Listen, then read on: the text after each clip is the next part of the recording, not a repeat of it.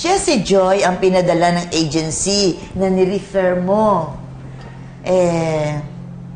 Siya ang yayang tututok kay Catherine habang magkasama sila ni Isabel.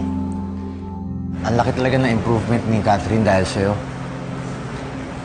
Kitang-kita ko kasi kung paano malagaan yung bata. Good morning po, ma'am. Mama, parang duda naman ako sa itsura ng yaya na yan. Hindi gagawa ng maganda. Ano ka ba, Scarlett? Napakabilis mong humusga. Maayos naman ang papeles niya. Pero kung talagang ayaw mo, di palitan. Kasi naman lumaki sa akin yung bata ng 6 na taon. Kapag natutunan niyo na kung paano kunin ang loob niya, balang araw, makakalimutan niya na rin na ako ang nanay. Okay na yan, Mama. Kasi kung papalitan mo, mas lalo lang tatagal. Umaaligid na si Isabel kay Catherine ngayon. Alam mo, nagsisisi naman na si Isabel sa mga nagawa niya. Tsaka bigyan naman natin siya ng second chance doon sa kahilingan niya. I'm sorry, alam ko, mahirap sa ito. Lalo pat sobra mong minahal yung bata. Okay lang. Hinahanda ko lang yung sarili ko. Isabel, hindi naman porket hindi na ikaw yung kilala ng ina ng bata, hindi ka na pwedeng maging parte ng buhay niya. Kapag naging maayos na ang lahat, pwede natin ayusin yung relasyon natin dalawa. Pero alam mo, dahil kay Isabel, katabi ko si Catherine natulog kagabi. Ay, naku, yun ang pinakamasarap kong tulog sa mahabang panahon. Parang nawala lahat yung sakit ng katawan ko. Ang gaan-gaan ng katawan ko. Mama, masaya po ako para sa inyo. Pero hirap lang talaga ako magtiwala kay Isabel. Tuwing nakikita ko siya, naaalala ko na siya ang dahilan kung bakit namatay ang asawa ko. Kung bakit wala na si Javier.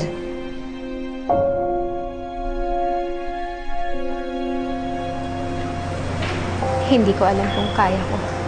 Isabel, mas makakaya mo. Kasi kapag nagpakasal na tayo, nagiging parte ka ng pamilya ko. Mas pwede mo makita si Catherine. Mas makakasama mo siya. Bilang tita Isabel niya. Jonas, mag-CR muna ako. Sige. Kukunin ko lang yung lab test ni Maya. Tapos, yun tayo magkita ulit.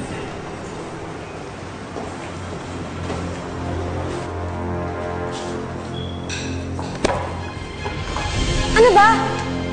Ang laki-laki ng holoy, paharang-harang ka!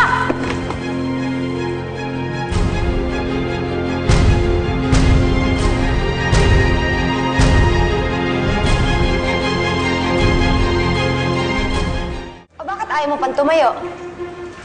Nagdadrama ka!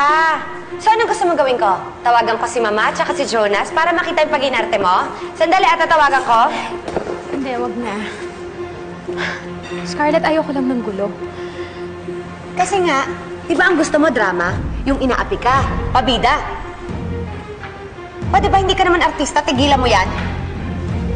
At saka ano tong narinig ko? Na tinabihan mo si Catherine sa pagtulog niya.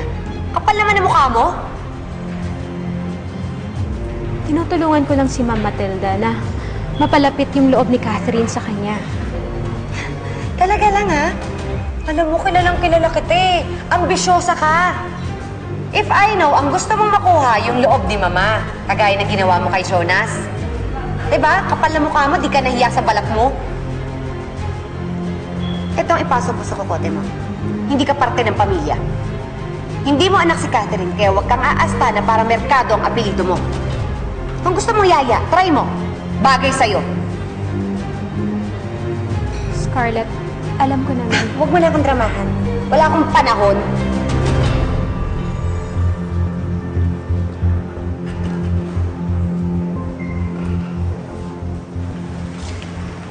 Isabel?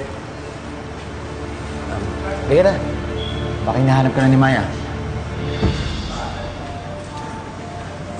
Okay ka lang ba? Isabel, sorry kung may nasabi man ako na hindi mo nagustuhan. Pero alam mo naman kung ano yung nararamdaman ko para sa'yo, di ba? Gusto ko maging parte ka ng pamilya namin. O, edi, kung gusto mo, pwede naman tayo magkaroon ng sarili nating pamilya. Magkaroon tayo ng sarili nating anak. Hindi ka parte ng pamilya. Hindi mo anak si Catherine, kaya huwag kang aasta na parang merkado ang apelido mo. Jonas, salamat ha. At hindi ka bumibitaw sa akin. Pero ngayon kasi, si Maya, si Catherine muna yung nasa isip ko. At sa napipintong paghihiwalay namin. At sa mga iiwan ko sa kanyang mga masasayang alaala. At sa pagtulong sa inyo para mapalapit si Catherine sa pamilya niyo.